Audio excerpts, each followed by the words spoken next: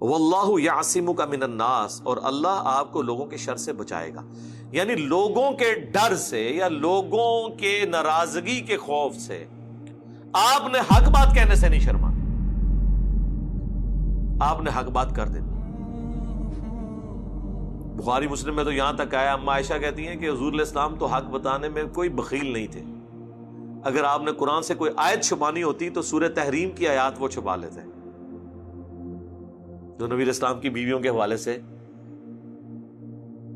وہ نبی علیہ السلام نے اپنے اوپر شہد حرام کر لیا تھا. لیکن آپ نے تو اچھا، ہمارے یہاں پہ بریلوی مکتب کے لوگ اور اہل تشیع یہ سمجھتے ہیں کہ قرآن کی وہ آیات جن میں اللہ نے اپنے نبی کے اوپر بظاہر غصہ فرمایا ہے یا غضب کا اظہار کیا ہے، یہ غضب پنجابی والا نہیں، عربی والا، ناراضگی کا، ان آیات کا درس دینا ہی حرام ہے، بار شریعت کے شروع میں لکھا ہوا ہے. حالانکہ ہمارے پاس سب سے بڑا ثبوت کہ اس قرآن کا رائٹر محمد رسول اللہ نہیں بلکہ یہ اللہ کی طرف سے نازل ہوئی ہے، وہ آیات ہیں جن آیات میں نبی علیہ السلام کے ساتھ اس لیول کی گفتگو ہوئی ہے. قل انی اخاف ان عصیت ربی عذاب یوم عظیم، اے نبی تم فرماؤ کہ اگر میں نے بھی اپنے رب کی نافرمانی کی تو بڑے دن کا عذاب مجھے بھی آ پکڑے گا. سر یہ اگر کتاب رسول اللہ نے خود لکھی ہوتی تو اپنے بارے میں یہ آیت لکھتے؟ اگر یہ رسول اللہ نے خود کتاب لکھی ہوتی تو قرآن میں یہ آیت ہوتی، قل ارائیتم ان اہلکنی اللہ ومن معی او رحمنا، اے نبی تم فرماؤ کہ اگر اللہ مجھے ہلاک کر دے یا میرے ساتھیوں کو تو بتاؤ کافر کس زوم میں ان کو عذاب سے کون بچا سکتا ہے؟ قرآن میں یہ آیت ہوتی سورہ بنی اسرائیل کی کہ نبی قریب تھا کہ تم بھی کافروں کی طرف جھک جاتے اگر ہم تمہارا دل مضبوط نہ کرتے، اور اگر ایسا ہو جاتا تو ہم تمہیں دنیا میں بھی دگنا عذاب دیتے اور آخرت میں بھی ہمارے عذاب سے اے نبی تمہیں بچانے والا کوئی نہ ہوتا. یہ آیت سورہ بنی اسرائیل میں ہوتی اگر اس کتاب کا رائٹر محمد رسول اللہ ہوتے صلی اللہ علیہ وسلم. سورۃ الحاقہ میں یہ آیت ہوتی کہ اگر یہ نبی اپنی خواہش نفس سے کوئی بات بیان کر دیں جو ہم نے ان کی طرف وحی نہیں کی ہے تو ہم ان کا دایاں ہاتھ پکڑ کے ان کی شہرت کاٹ دیں، اور کوئی تم میں ایک بھی ایسا نہ ہو جو ہمیں روک سکے اور نبی کو بچا سکے، ہم ان کی شہرت کاٹ دیں. اتنی سخت آیات قرآن کی. پھر آیا کہ اے نبی تمہیں تو کوئی امید نہیں تھی کہ تمہاری طرف اللہ کی طرف سے وحی نازل ہوگی، یہ تو ہمارا فضل ہے، ہم چاہیں تو اس کو لے کے بھی جا سکتے ہیں. اتنی سخت. سورۃ الاحقاف میں اے نبی تم فرماؤ میں کوئی نیا رسول نہیں ہوں، مجھ سے پہلے بھی اور رسول گزرے اور مجھے تو یہ بھی نہیں پتا کہ خود میرے ساتھ کیا ہوگا. اتنی سخت آیات. یہ وہ ساری آیات جن کے اوپر بین ہے نا، یہ ساری آیات وہ ہیں کہ جو جسٹیفائی کرتی ہیں کہ یہ اس کتاب کا رائٹر محمد رسول اللہ نہیں ہے بلکہ یہ اللہ کی طرف سے نازل ہوئی ہے. انہوں نے جب یہ بین کر دی آیات تو انہوں نے کافروں کو کس منہ سے جا کے جسٹیفائی کرنا ہے کہ یہ اللہ کی کتاب ہے؟ وہ تو ساری آیات پڑھنا ہی گستاخی ہے. یہ تو آیت پڑھنے والا خود اپنے اوپر 295 لگوا لے گا. اگر یہ قرآن اللہ کی طرف سے نازل نہ ہوا ہوتا، نبی علیہ السلام نے خود لکھا ہوتا،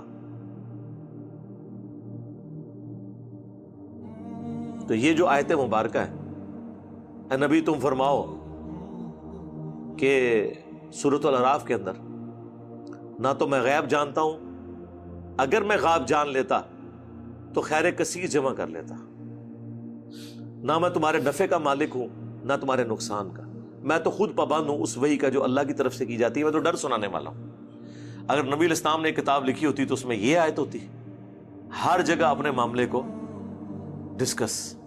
اس طرح سورۃ الاحزاب میں تو حضور کی پوری آئلی زندگی ڈسکس ہوئی ہے کہ نبی جو ہیں شرماتے ہیں، تم سے بات نہیں کرتے، تم نبی کے گھر جا کے بیٹھ جاتے اور ان کی بیویاں جو ہیں وہ دیوار کی طرف منہ کر کے بیٹھی رہتی تھی کہ اب مہمان نکلے تو ظاہر ہے گھر ہی اتنا تنگ تھا تو یہ نبی تو شرم محسوس کرتے ہیں لیکن اللہ نہیں شرماتا. تو جب یہ ہو تو نکل جایا کرو یہاں سے.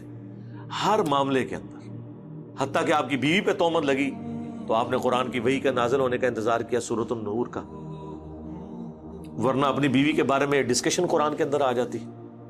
یہ ساری وہ آیات ہیں، کوئی ایک نیچے ہے جو تو جان چھڑا لو، ساری یہ سینکڑوں میں آیات ہیں جن پہ 295C لگتی ہے، جو ہم نے تعلیمات اپنے بابوں سے انجیکٹ کی گئی ہیں ہمارے اندر، ہاں قرآن کے مقدمے میں فٹ ان بیٹھتی ہیں. تو پھر سر ہم کیوں نہ کہیں کہ مرنے سے پہلے اے مسلمان کر لے اس پہ غور، کتابوں کا خدا اور ہے، بابوں کا خدا اور، کتابوں کا نبی اور ہے، بابوں کا نبی اور. مانتے تو اسی خدا اور نبی کو ہیں، لیکن ان کوالٹیز کے ساتھ نہیں جو قرآن میں آئی ہیں، بلکہ ان تعلیمات کے ساتھ جو ان کے بابا. اچھا یہ بھی نہ سمجھیے گا کہ انہوں نے نبی الاسلام کے بارے میں یہ چیزیں ڈسکس کرنے کو اس لیے گستاخی قرار دیا کہ ان کو کوئی حضور کے ساتھ عقیدت تھی. نہ نہ نہ، انہوں نے اپنی ساری چیزیں چھپانے کے لیے کیا تاکہ ایک ڈاکٹرن سیٹ ہو جائے نا. تو وہ پھر کہتے ہیں دیکھیں صحابہ کا پیر تھا محمد رسول اللہ صلی اللہ علیہ وآلہ وسلم، تمہارے استاد اور پیر ہم ہیں، تو جس طریقے سے آپ صحابہ ان کے ساتھ بہیو کرتے تھے تم نے بھی اسی طرح بہیو کرنا ہے. کتابیں لکھتے ہیں پیری مریدی کی بنیادی شرط ہے کہ آپ نے پیر سے خلاف شرع کام بھی دیکھا نا، بولنا کوئی نہیں. وہ اپنی لائن سیدھی کر رہے ہوتے ہیں، تو قرآن تو نہیں کسی کو لائن سیدھی کرنے دیتا. قرآن تو بالکل ننگی تلوار ہے. قرآن تو کہہ رہا ہے کہ اے نبی تم فرماؤ، میں تو خود سورہ یونس کے اندر کتنے سخت الفاظ ہیں